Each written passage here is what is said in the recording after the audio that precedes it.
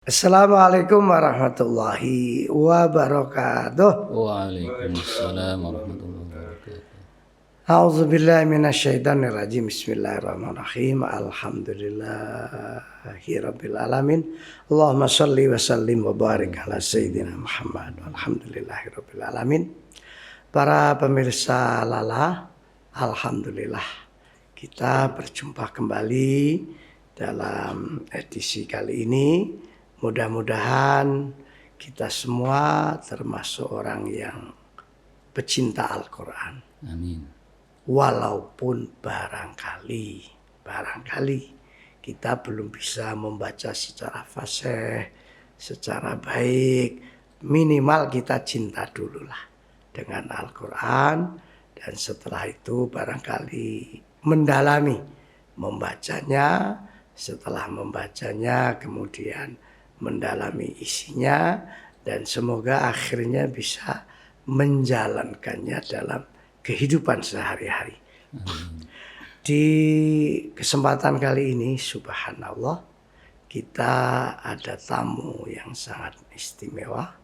Beliau seorang hafid, penghafal Al-Quran 30 juz, dan kebetulan punya anak yang luar biasa juga. Masih kecil-kecil sudah hafal Al-Quran 30 juz. Untuk itu nanti kita akan belajar bersama dari kehidupan beliau sebagai barangkali motivasi untuk kita, untuk senantiasa mendidik anak-anak kita untuk mencintai Al-Quran. Tamu kita kali ini adalah Ustadz Haji Muhaimin. Assalamualaikum warahmatullahi wabarakatuh. Waalaikumsalam warahmatullahi wabarakatuh. Alhamdulillah, terima kasih Pak Ustadz bisa hadir di acara Lala. Mudah-mudahan kehidupan jenengan menjadi motivasi buat pemirsa Lala dimanapun berada. Allahumma amin. Yang saya tanyakan pertama, nama lengkap itu siapa? Muhammad Muhaimin. Muhammad Muhaimin. Lahir di mana? Lahir di Kediri.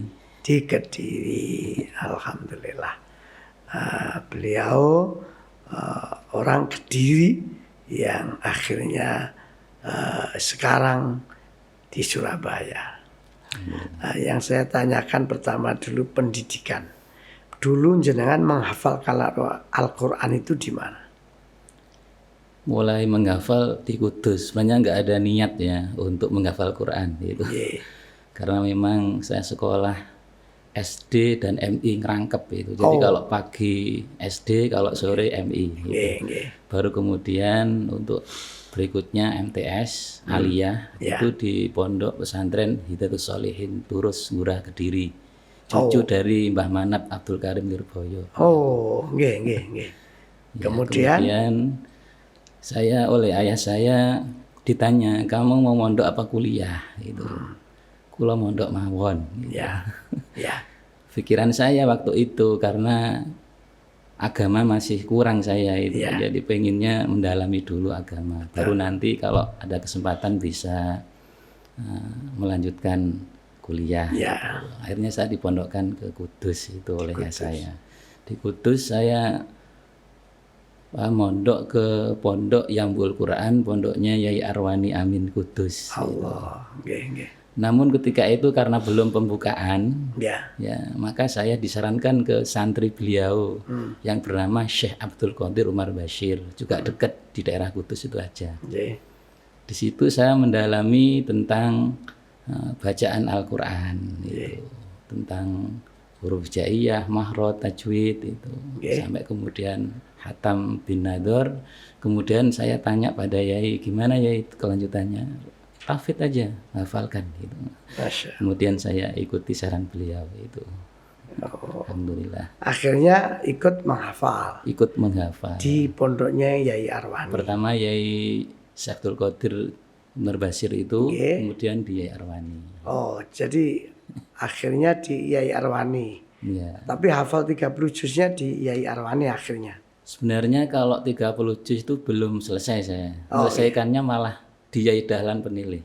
Oh, Masya Allah. Di Surabaya? Surabaya. Tahu saya Yai Dahlan ya. Masih seangkatan dengan mungkin dulu ada santri jenengan yang bernama Ustadz Muid. Oh ya, vokalnya Mahabaten.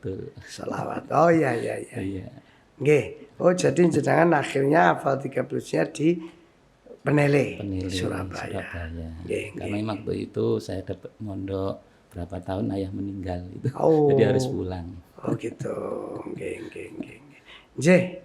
Subhanallah, inilah perjalanan seseorang yang ya sebenarnya menurut saya beliau hidupnya dibimbing Allah. Tidak ada niat pertamanya untuk menghafal, tapi karena situasi kondisi akhirnya oleh Allah dibimbing lewat ya pondoknya belum buka dan seterusnya, terus mendalami Al-Qur'an. Setelah binadzar bagus, akhirnya baru ke jenjang bil ghaib, menghafal Al-Qur'an. Masya Allah. Artinya ini yang disebut hidayah, yang disebut ya Allah memberi petunjuk. Ihdinas syiratal mustaqim. Syiratal ladzina an'amta alaihim. Jadi Allah memberikan petunjuk sebagaimana Allah memberi petunjuk kepada orang yang diberi nikmat. Nah, ini untuk Ustadz Muhaimin. Oke, kemudian maaf, sekarang putranya berapa? Alhamdulillah sampai sekarang baru 3. Baru 3. Mudah-mudahan lebih banyak lagi. Amin. Karena iman kalau keturunan unggul terus didik itu kan iman. Kata Nabi kan lebih senang kalau punya umat yang sebanyak-banyaknya tapi yang berkualitas. Anak yang pertama sekolahnya di Pondok Pesantren Darussalam Kediri Kencong. Oh, di Kencong. Iya. Itu kelas berapa? Sekarang sudah kelas 2 MTS. MTS cewek. Sudah berapa juz? 10 juz. Sudah 10 juz. Kemudian Alfiyah sudah selesai. Subhanallah. Ya. Terus yang kedua? Yang kedua masih kelas 5 MI di 5 MI. Di mana? Pondok anak-anak yang Buul Quran Kudus di Erwani juga. Oh, di Erwani? Iya. Terus Qurannya gimana? Sudah selesai pas waktu kelas 3. Masya Allah. Kemudian dites selesai 3 SD. Allahu Akbar. Termasuk yang paling awal. Allahu Akbar, Masya Allah. 2 orang temennya, satunya dari daerah Jawa Barat itu. Jawa Barat, yang satu putra Anjena. Jawa Timur. Laki-laki. Allah. Jadi sekarang kelas 5 SD sudah hafal 30 juz. Masya Allah. Baik. Nanti akan kita gali bagaimana orang tua bisa punya anak sehebat itu. Subhanallah. Okay? Jadi para pemirsa, kita selaku orang tua, jangan pernah putus asa mendidik anak. Walaupun lakonnya anak gak sama. Jangankan beda orang tua, satu kandung aja lakonnya kan nggak sama. Contohnya putranya beliau, yang pertama sudah satu kelas 2 sanawiyah hafal 10 juz, tapi Alfiyah hafal. Ya, sudah. Artinya beliau lebih menekuni ke kitab kuningnya. Ya. Yang kedua baru kelas 5 SD, bahkan mulai kelas 3 sudah selesai 30 juz. Dites lulus 30 juz. Subhanallah. Nah, ini artinya lakonnya enggak sama. Nah, cuma saya kira memang itu sangat istimewa. Yang ketiga masih kecil. 2 tahun. 2 tahun. Itu berkahnya corona. Karena corona gak kemana-mana. Akhirnya dulinannya mae. Iya, dulinan 4 bulan. Oke. Para pemirsa, akan kita lanjutkan. Pertanyaan saya begini. Jenengan yang menggeluti Al-Quran dengan anak-anaknya juga sebagai hafid. Sekarang jenengan tinggal di Surabaya. Di daerah mana? Daerah Kerukah, Ngagel, Wonokromo. Kerukah, Ngagel, Kecamatan Wonokromo. Oh, ikut Wonokromo. Iya. Ya. Itu sekarang panjenengan mendirikan semacam TPQ atau diniyah kalau dulu ya. Jadi anak-anak orang, ada yang nginep di situ? Ada sebagian ya. Nggih, Tapi ada yang pulang. Nggih. Tergantung anak maunya gimana. Ya, Karena niatan saya ingin mengenalkan pondok itu begini loh itu. Ternyata betul banyak tertarik. Setelah mereka selesai, ada yang selesai SD mondok, ada yang SMP mondok. Ya, Alhamdulillah. Betul. Jadi akhirnya beliau sekarang ya istilahnya cikal bakalnya pesantren. Tapi diawali dengan TPQ. Sama Al Jihad Pondok Pesantren Mahasiswa juga diawali dari TPQ. Sama persis itu. Akhirnya berkembang menjadi pesantren mahasiswa.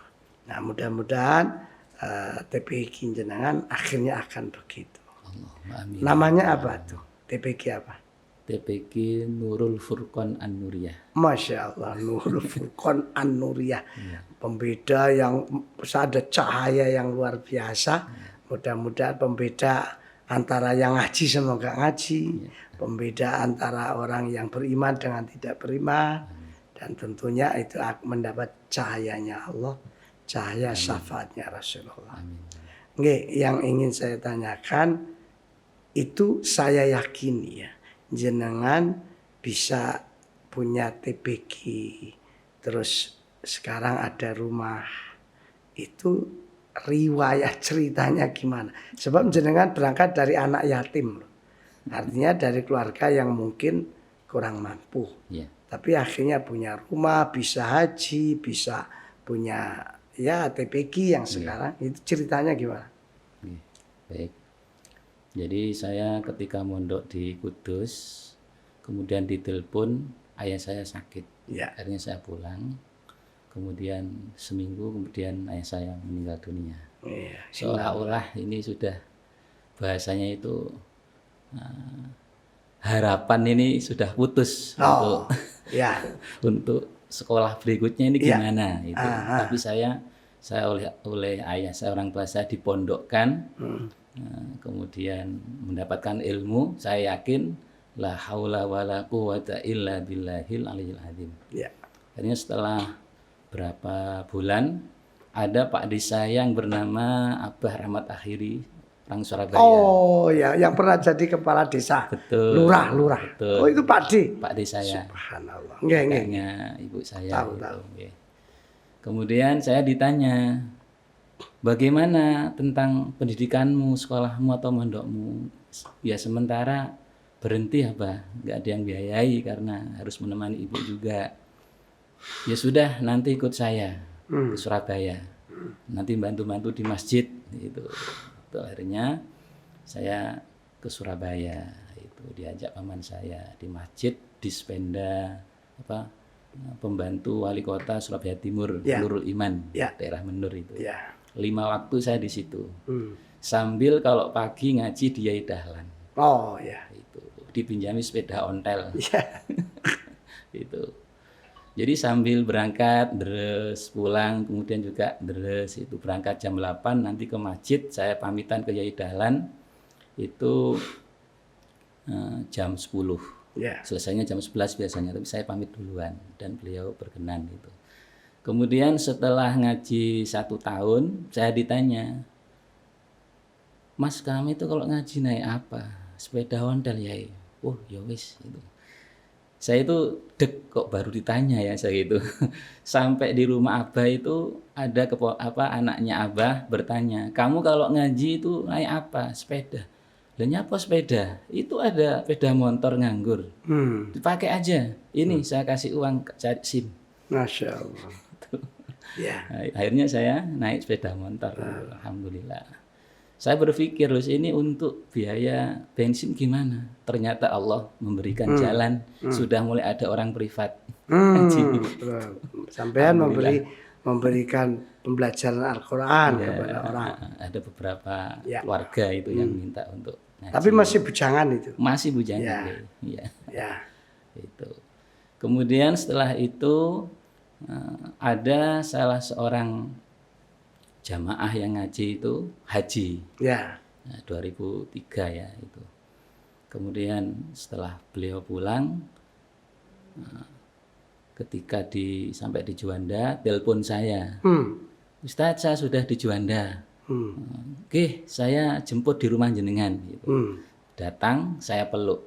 Doakan saya bisa kayak jenengan bisa pergi haji. Yeah. Ya sudah, saya doakan jenengan mudah-mudahan berangkat tahun 2005. Ya. Saya amin gitu, alhamdulillah. Jadi orangnya belum mandi itu sudah. Masya Allah, masih baru datang. Keringet Mekah betina. Baru datang gitu, alhamdulillah. Kemudian saya meneruskan ngaji di Dahlan sampai setor surah Al-Had. Ya. Lah disitulah ada seorang jamaah juga yang ngaji sama saya. Itu punya rumah mau dijual tapi nggak laku-laku. Ya. Terus tanya saya, doanya gimana amaliyahnya Ustadz biar cepat laku. Saya ini bukan dukun saya gitu. Gimana ini? Ya udah Mi, saya hatamkan Quran sama santri nanti seminggu sekali waktu hari Ahad. Gitu. Ya. Betul, seminggu sekali saya hatamkan Quran, 1 bulan rumahnya laku. Laku. Dan ternyata beliau bilang, saya sudah punya niat, nadar kalau ini laku, sampai saya berangkatkan haji. Allah. 2005, daftar, dan langsung berangkat ikut Abah ini. Ya, dan Abah ya, syukuran itu. Betul, betul. Okay. Jadi ada korelasi ya antara saya setoran surah Al-Had. Ya. Kemudian juga doa dari orang yang pulang haji itu luar biasa. Betul. Barokahnya Dahlan itu luar biasa. Ya. Terus akhirnya jenengan tiba-tiba akhirnya ngabutan. Punya rumah, punya pendidikan. TPQ itu rumahnya itu beli atau gimana? Nah itu. Jadi kemudian setelah rumahnya laku dan saya dihajikan, ternyata uang rumah itu bukan dibelikan rumah lagi. Karena beliau bertanya, ini uangnya untuk apa Ustadz? Buat wakaf aja saya gitu. Apa jenengan mau ya? Ya mau aja gitu. Tapi jenengan harus izin paman saya, karena saya yang bawa adalah paman. Akhirnya izin ke paman, saya boleh untuk kewakafan itu malam, tapi kalau siang harus di masjid. Yang masjid pertama di kantor itu. Ya. Akhirnya bikinlah musola itu namanya An-Nuriyah di Mekah itu.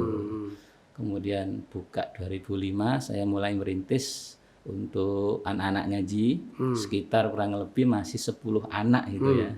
Alhamdulillah sekarang sudah kurang lebih 100 anak itu. Kemudian setelah berapa tahun saya menikah, karena diberi tempat 1 kamar itu di situ kan bahasanya nggak enak lah ya kalau punya keluarga terus nanti punya anak tempat di situ. Akhirnya saya mulai berpikir, ya Allah gimana ini ya saya gitu. Akhirnya mulai saya ngontrak. Kemudian ibu saya itu saya tanya, Mi jenengan saat ini pengen nopo? Aku pengen haji. Itu saya rembukan sama istri. Ternyata di tabungan itu ada uang 20 juta. Gimana Dek kalau ini buat berangkatkan ibu berangkat haji gitu. Ya udah nggak apa-apa gitu. Hanya daftar itu. Kemudian ketika beliau berangkat 2015 juga sama Abah Indah juga itu. Beliau berdoa, ya Allah anak saya belum punya rumah. Mbok ya jenengan beri walaupun kecil-kecilan gitu. Betul. Jadi beliau itu berdoa di sana, di sini sudah terjadi itu. Allahu Akbar. Allah diberikan kesempatan bisa beli rumah kecil 4 kali 15. Kemudian ya ada celengan-celengan sedikit gitu ya. Itu. Kemudian beliau pulang, ya apa alhamdulillah Mi barokah dengan jenengan kula bisa beli rumah itu tapi kecil Mi. Oh iya, doa saya memang kecil-kecilan. Itu. Di kayak sepur itu panjang. Iya.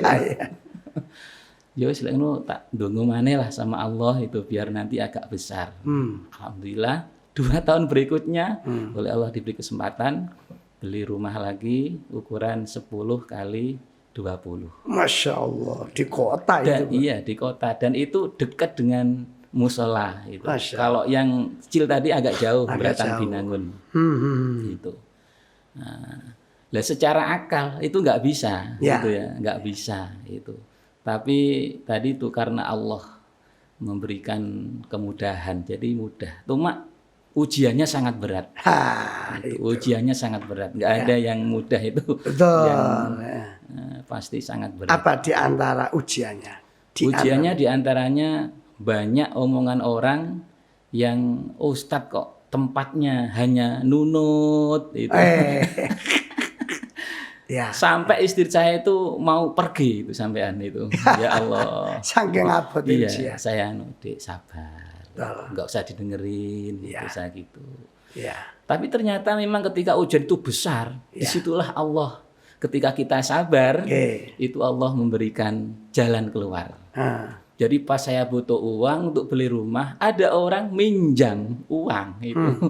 Saya yakin ini bukan kehendak dia, pasti Allah yang apa itu yang menggerakkan dia untuk ya wis Dek, ada uang berapa dipinjami. Lah dari situlah ada orang menawarkan punya rumah mau dijual tapi nggak laku-laku, katanya banyak hantunya. Kebetulan beliau juga ngaji ke saya dulu. Cuma saya nggak dengar kalau rumah itu dijual karena rumahnya memang besar itu besar. Ukurannya besar. 20 yang belakang tingkat itu, Masya Allah, lantai. Masya Allah. Itu. Akhirnya terbeli. Akhirnya terbeli dengan izin Allah. Para pemirsa, maaf, luar biasa. Ini kisah nyata. Jadi bukan katanya, karena yang cerita yang langsung menjalankannya. Pertama, barokahnya Al-Quran. Apapun yang tidak mungkin bisa terjadi kalau Allah menghendaki. Itu semua pasti barokahnya Al-Quran. Yang kedua, barokah doanya orang tua, apapun pasti terjadi. Karena apalagi orang tua yang solihah, yang ahli ibadah, mendoakan anaknya, pasti Allah mengijabahi. Nyatanya beliau akhirnya bisa beli rumah yang lebih besar dari yang pertama. Yang secara akal kata beliau rasanya tidak mungkin. Tapi karena Allah yang mengendaki, nggak mungkin ya tidak mungkin. Semuanya serba mungkin. Nah, saya kira ini pelajaran yang Masya Allah luar biasa bagi kita seluruh para pemirsa Lala dimanapun berada. Mudah-mudahan walaupun kelihatannya singkat, sedikit yang disampaikan, tapi cukuplah untuk menjadi pelajaran buat kita bahwa satu, cintailah Al-Quran. Yang kedua, cintailah orang tua. Itulah sebenarnya jalan kesuksesan bagi seorang hamba. Yang tentu saja semuanya karena pertolongannya Allah. Mudah-mudahan Pak Ustadz Muhaimin senantiasa barokah selama-lamanya. Para pemirsa Lala, sebagaimana biasa saya selalu mengingatkan, terutama diri saya sendiri dan para pemirsa Lala. Pertama, jangan membenci siapa-siapa. Siapa tahu orang yang kita benci ternyata besok sudah kita butuhkan. Hari ini kita benci, ternyata besok sudah kita butuhkan. Akhirnya kan tertipu kita dengan nafsu kita sendiri. Yang kedua, jangan menghina orang, mencela orang. Siapa tahu yang kita hina, yang kita cela, bahkan yang kita remehkan, ternyata dia kekasihnya Allah. Masya Allah. Kita nggak tahu hakikatnya manusia. Ya seperti beliau, kalau dari perjalanan hidupnya, kuliah nggak punya biaya, mondok nggak punya biaya, tapi akhirnya Allah mengangkat derajatnya. Mungkin orang yang dulu ketika melihat Ustadz Muhaimin masih melarat, mungkin anakku juga sampai dirabi Ustadz. Betul itu. Iya, paling-paling ku dipangani, paling-paling ku dipangani Fatihah doa. Nah. Itu kalau sekarang lain, punya rumah, punya mobil, sudah haji, subhanallah. Itulah hidup. Yang ketiga, jangan mudah putus asa. Hanya karena ya banyaknya ujian. Seperti beliau, seperti yang dirasakan nikmat sekarang diterima, itu pasti melalui ujian yang luar biasa.